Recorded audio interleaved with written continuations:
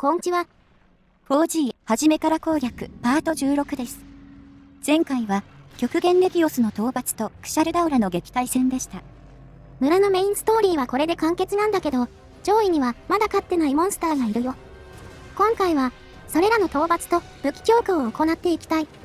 クシャル撃退後、各キャラとの会話イベントがあるので、まずはそれを見ていきますね。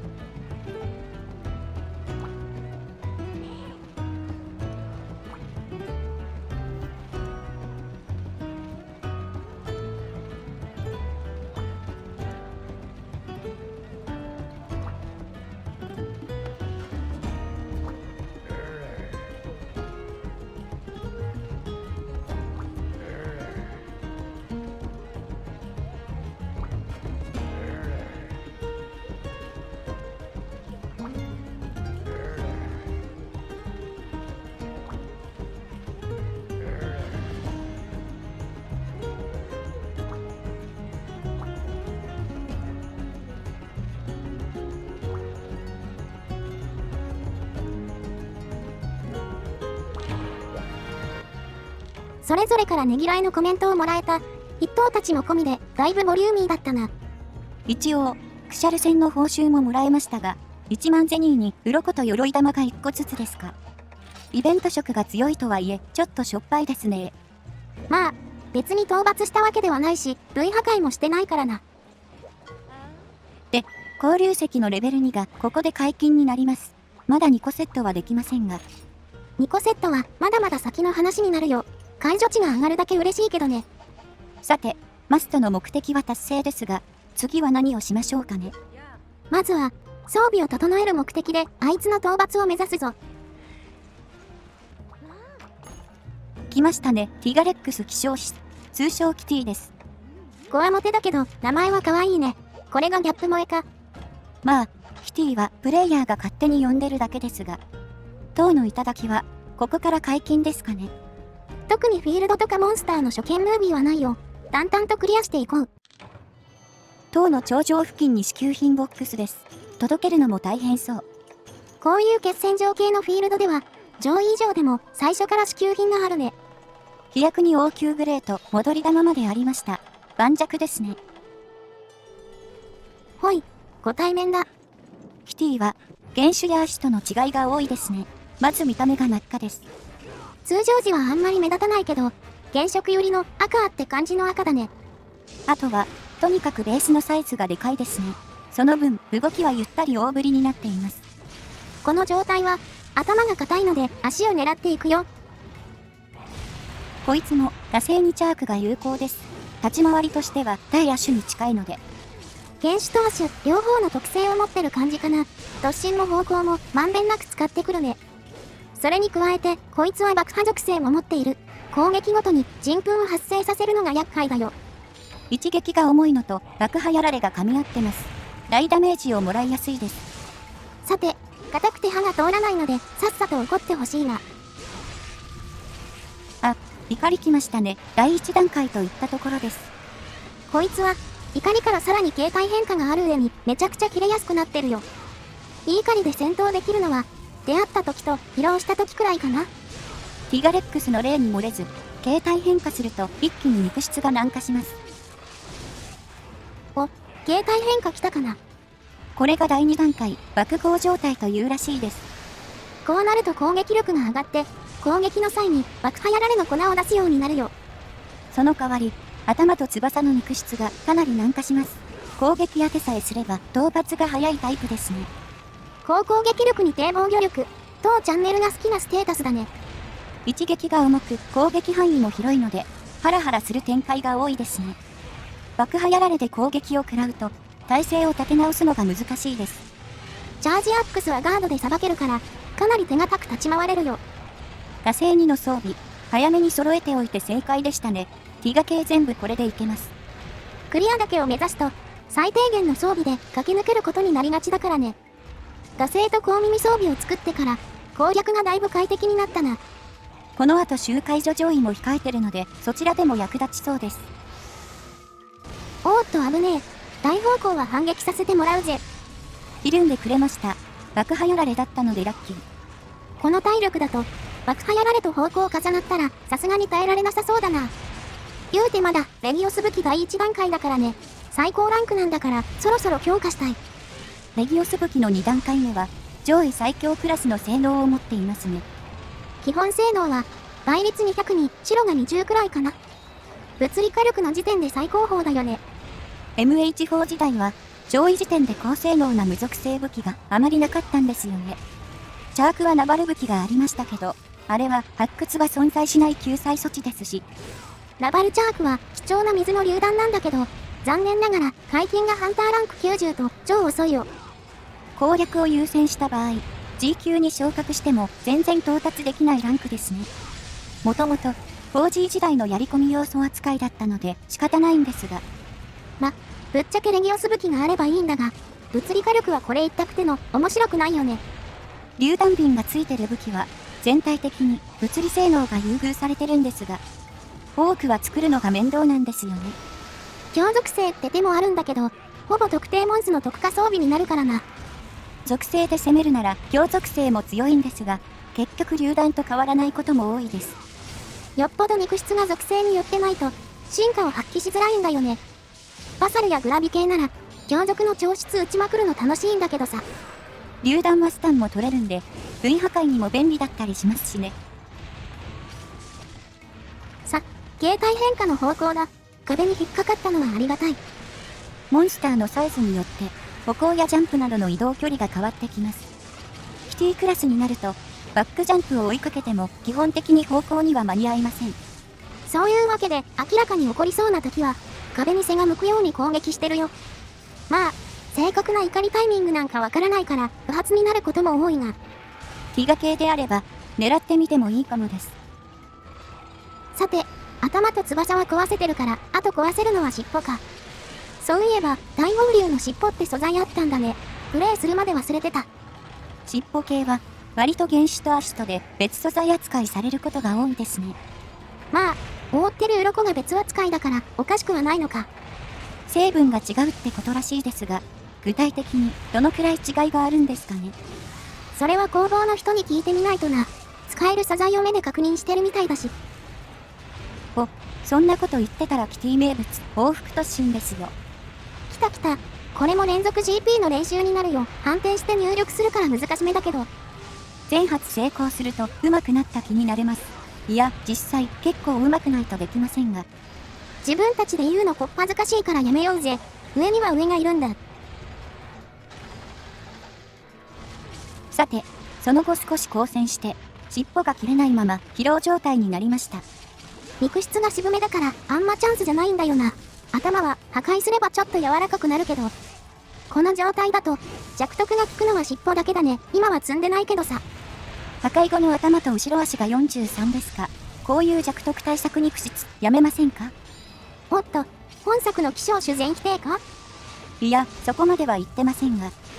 楽させないようにって意図なんだろうけどさ、自分らで設定したスキルだろって思わなくもないよね。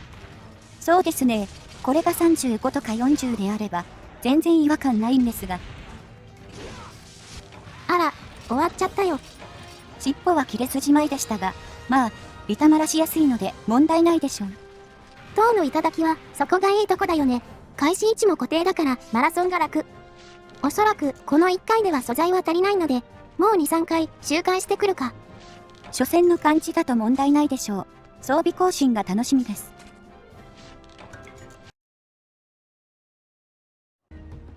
よーし、周回してきたぞ。これで多分揃いましたね。アスラとアルマイサもようやく強化だ。倍率200に会心10、後ろ20、上位では物理最強クラスです。ストーリークリア後は真っ先にこれ作りたいね。だいぶ戦力アップするぞ。さあ、せっかく作ったので誰かで試し切り行きたいところですが。お嬢から吹き出し出てたな。話聞いてみるか。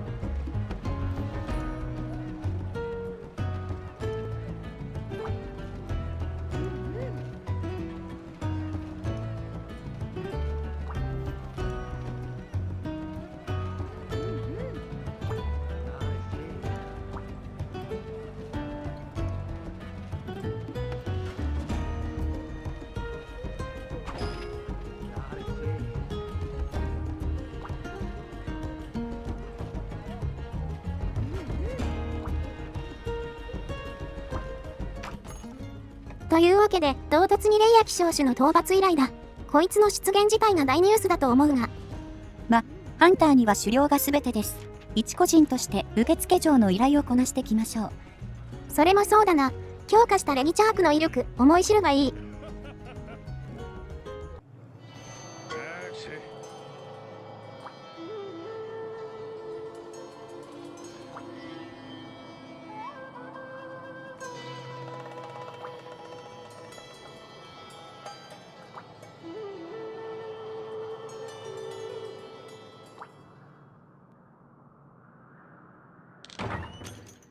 団長も知ってたんだな。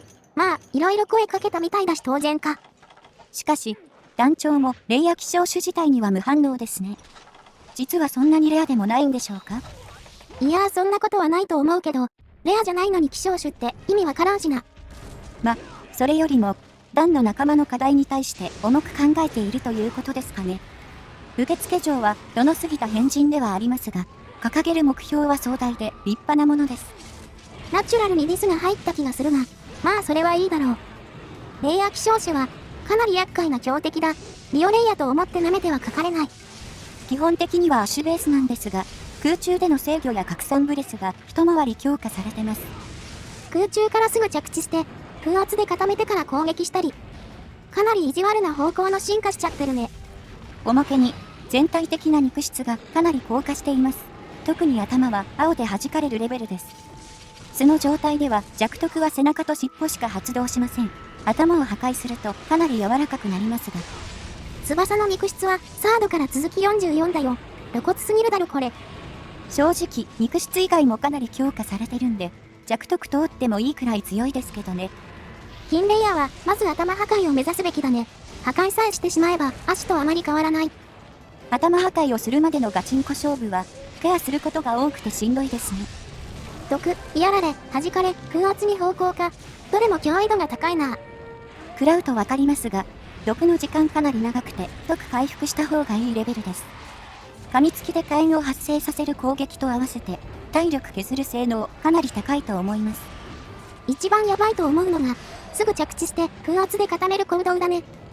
スリップダメージをあれで稼がれるの、マジでストレス溜まるよ。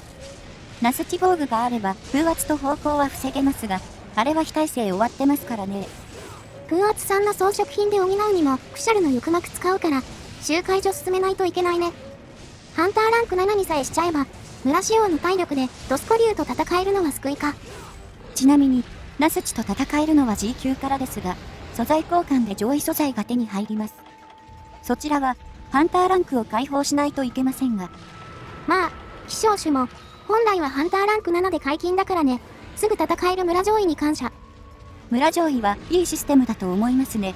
カンソロで周回所を登っていくのは骨が折れますから。PS を鍛えたり、モンスターになれたりできるからな。4G はレギオス武器で周回所行けるのも熱い。今から始める場合は、パワーレベリングは難しいし、身一つで攻略していかないといけないしな。頭攻撃チャンスです。よーし、やっと壊れたぞ。V 破壊しないと始まらない。破壊後は、3倍近く物理が通るようになります。その代わり、属性はカットされますね。破壊前なら雷30も通りますが、いかんせん攻撃機会が少ないです。榴弾の雷チャークが理想なんだけど、上位では作れないんだよな、残念ながら。属性付きの榴弾って作れるの遅めなんですよね。攻略で順当に作れるのは一竜くらいでしょうか。レギオス武器でいいっちゃいいんだけど、リオ希少種は属性欲しいからね。よく飛ぶな。先行が不発に。今のは誰を狙ってたんだろうか。不意の高速攻撃、たまにやるんですよね。変に逃げようとして捕まったりします。高速に当たらなくても風圧が怖い。クシャルみたいな方向性に強化されてるよねこいつ。初期作のレイヤってずっと地上にいましたけど、いつの間にか低空の女王になりましたね。尻尾の毒の当て方も多彩になって、狡猾な印象があります。何かしら個性がないと、開発的にも作る意味が薄くなるのはあるけどね。ゲーム内でアシュや希少種と呼ばれる前は、リペイントモンスターって言われてましたしね。アシュは色が変わって、ほんの少しステータスが強くなった原種でした。ゲームのボリュームを盛る意味が強かったんだろうけど、その頃とは時代が違うってこったな。かといって 4G の希少種が好きかと言われると、って感じですが。おい、もう飛ぶな。陸の女王のトップだろお前。先行をしこたま投げていきます。レウスほどではないですが、持ち込んでおかないと下ると思います。ほっとくと予備動作なしの対空サマソだらけだからな。飛ばせておくのは危険だ。さて、もうそろそろ終わると思いますが。終わった。こんなに大変だったっけこいつ。風圧のバインドが怖いし、毒は痛いし、噛みつきブレスが多段なので、スタミナもきついし。結構ヤバい寄りのモンスでしたね。受付嬢のためだしな。これで彼女のメモが認められるといいんだが。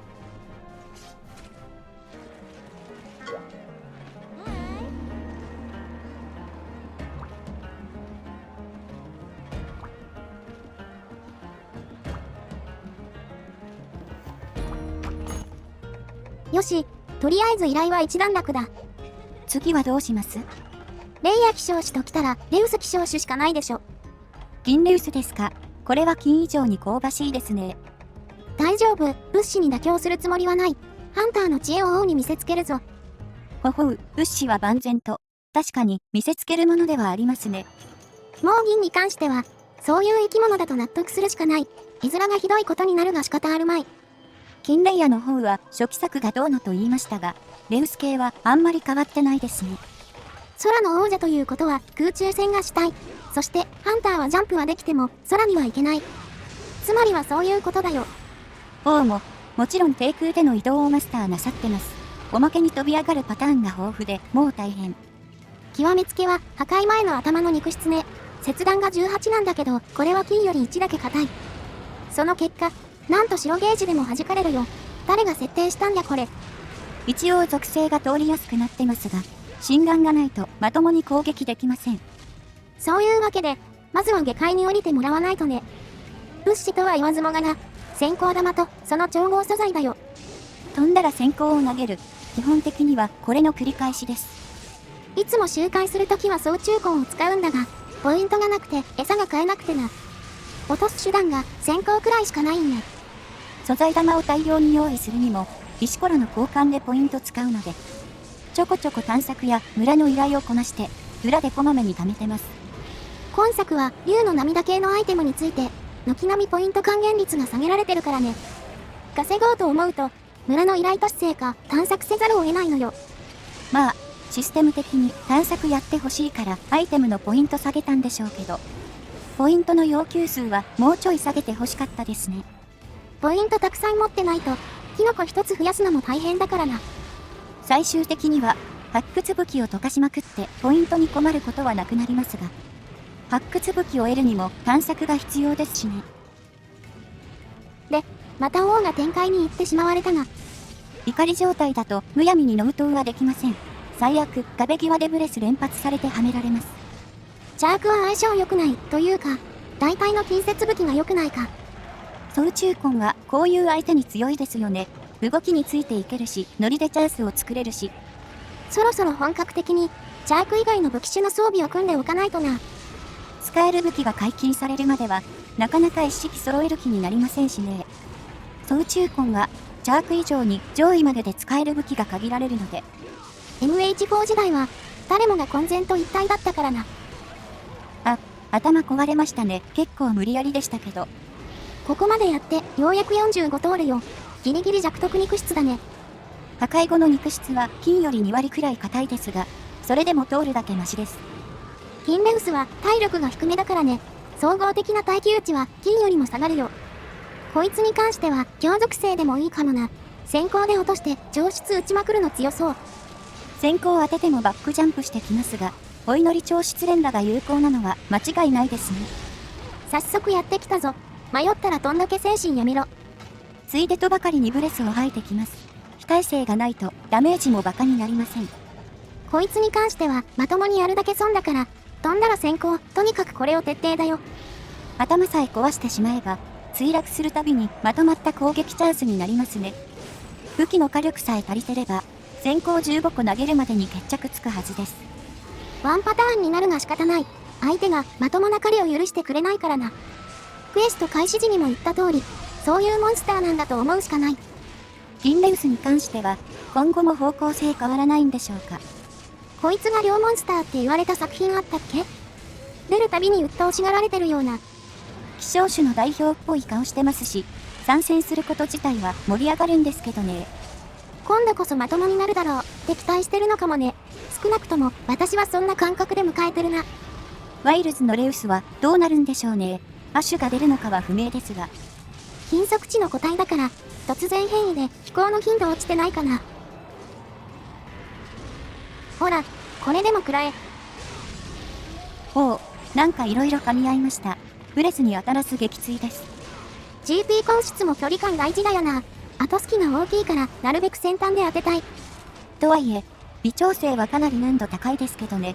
ギリギリすぎて当たらないのが一番ダメだし。根室スカるのは精神的に来るよな。なんなら調室よりがっかりするかもしれん。調室は外してもビンエフェクトが出ますからね。そこの違いなのかも。外した後の状況的には調室よりマシなんだが、根室は外した。